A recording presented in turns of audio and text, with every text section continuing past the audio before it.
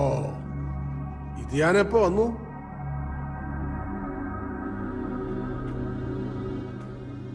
അതെ, ഭരണം കയ്യിലില്ലാത്ത സമയം, പാർട്ടിക്കകത്തെ ഇഷ്യൂസ് വേറെയും.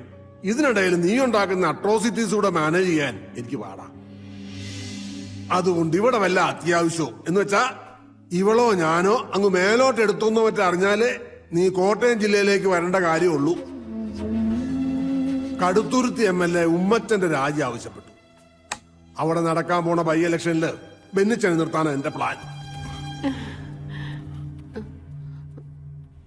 അതൊന്ന് കഴിയുന്നവരെ നിന്റെ ഉപദ്രവം ഉണ്ടാവരുത്.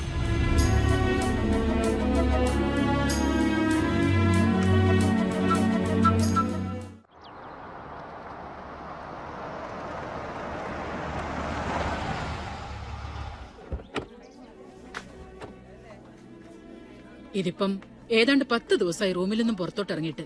കഴിക്കാൻ നേരം പിള്ളേര് പിടിച്ചു വലിച്ചോണ്ട് വന്നാ എന്തേലും ഒന്ന് തൊട്ട് വെച്ച് എഴുന്നേറ്റ് പോവും. ഇങ്ങനെയായാൽ ശരിയാകുകയല്ലോ. അതുകൊണ്ടാ ഞാൻ സാറയോടൊന്ന് വരാൻ പറഞ്ഞത്. ഈ സൂയിസൈഡ് ചെയ്ത കുട്ടി അവളുടെ റൂംമേറ്റ് ആയിരുന്നല്ലോ?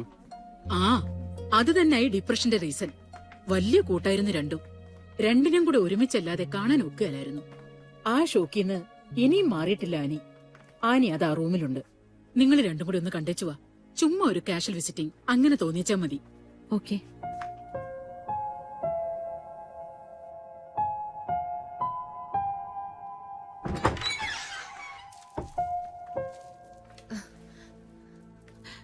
ഇത് എന്നാ കോലവാടി?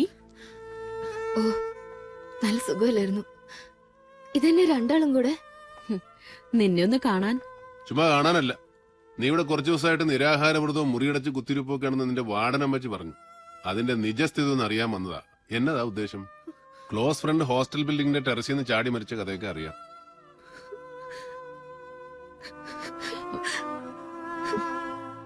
അവളെ കരയിപ്പിച്ചു.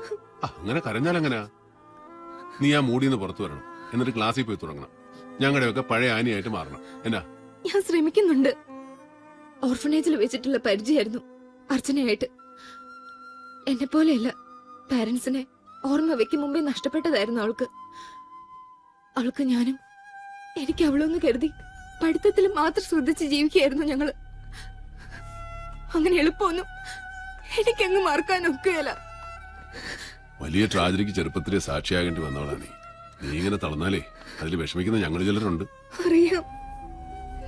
അവൾ ഓക്കെ ആവും. ഡേവിഡ് ചെന്നാട്ടെ, ഞാൻ കുറച്ചു നേരം ഇവിടെ ഇരിക്കാം.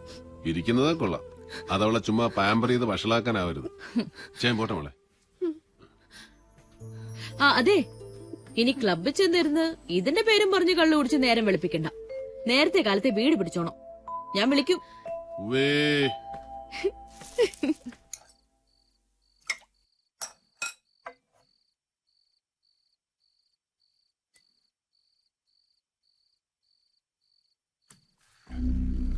പിന്നെ നിന്റെ പേര് അനൗൺസ് ചെയ്യുമ്പോ സ്പ്രെഡ് ചെയ്യാൻ സാധ്യതയുണ്ട് ഒരു സ്കാൻഡൽ.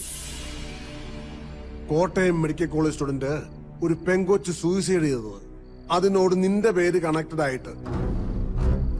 മനസ്സിലായല്ലോ? അത് അച്ഛൻ പുച്ഛൻ പറഞ്ഞു തുടങ്ങിയപ്പോ മാതച്ചായനെ ഞാൻ നേരിട്ട് വിളിച്ചു പറഞ്ഞ ഒരു ന്യൂസ് കില്ലിംഗ് നടത്തിയത്.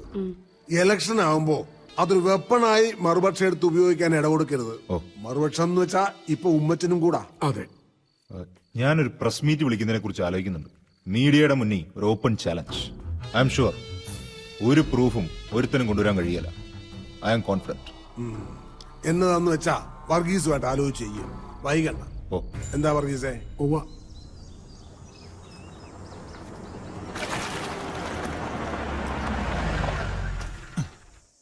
എന്നാടാ? ഇരി, ഞാനിപ്പോ വരാം. എനിക്ക് ക്ലബിൽ ചെന്നിട്ട് അർജന്റ് കാര്യമുള്ളത്. പോവാന്നേ.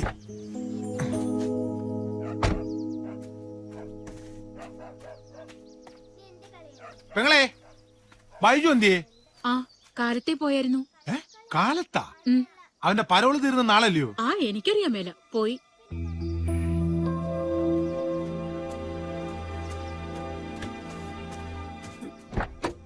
എവിടെ പോയടാ? നമ്മുടെ ചുണ്ടൻ ബൈജുല്ലോ, മാണിപ്പുഴ തങ്കച്ചനെ കൊന്നേ.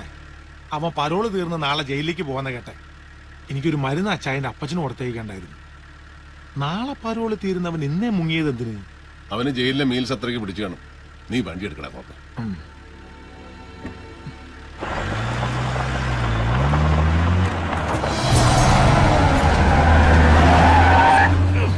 ആരുടെ തന്തയ്ക്ക് വായുവിളി വാങ്ങിച്ചിട്ട് വേടാ പരനാറി? ഗ്ലാസ് പൊക്കി വെച്ച് ചീത്ത വിളിച്ചിട്ട് ആര് കേൾക്കാനടാ? അവന്റെ വണ്ടിയാ, MC പോളിന്റെ മകൻ ബെന്നിയുടെ. ഇച്ചിരി മുറ്റുകൂടലാ ചെറുക്കിന്. കോട്ടയം മെഡിക്കൽ കോളേജിലെ ഒരു പൂർവ്വ വിദ്യാർത്ഥി എന്നുള്ള നിലയിൽ മാത്രമല്ല, ഒരു രാഷ്ട്രീയ പ്രവർത്തകൻ എന്നുള്ള നിലയിലും കോളേജുമായി ബന്ധപ്പെട്ട പല കാര്യങ്ങളിലും ഞാൻ ബന്ധപ്പെടാറുണ്ട്. അതല്ലെങ്കിൽ കോളേജ് അധികൃതർ എന്നെ ക്ഷണിക്കാറുണ്ട്.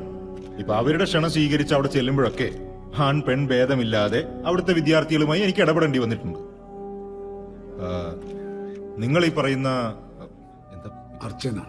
അർച്ചന ശങ്കർ എന്ന പെൺകുട്ടിയെയും ഞാൻ അവിടെ വെച്ച് കണ്ടു കാണും.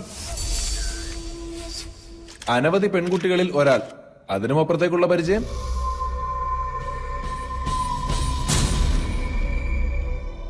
സുഹൃത്തെ, ഈ ചോദ്യവും ഒരു മാധ്യമ പ്രവർത്തകന്റെ ജിജ്ഞാസയും, കേൾക്കാൻ ആഗ്രഹിക്കുന്ന ഒരു ഉത്തരം, അതല്ലെങ്കിൽ പറയുന്ന മറുപടിയിൽ നിന്ന് വേണ്ട മറുപടി ഉണ്ടാക്കിയെടുക്കാനുള്ള നിങ്ങളുടെ ഈ സ്കിൽ, ഒരു പൊതുപ്രവർത്തകന്റെ ജീവിതം ഇത്തരത്തിലുള്ള ചെളിവാരിയറിയലുകളൊക്കെ സഹിക്കാൻ ബാധ്യസ്ഥമാണ്.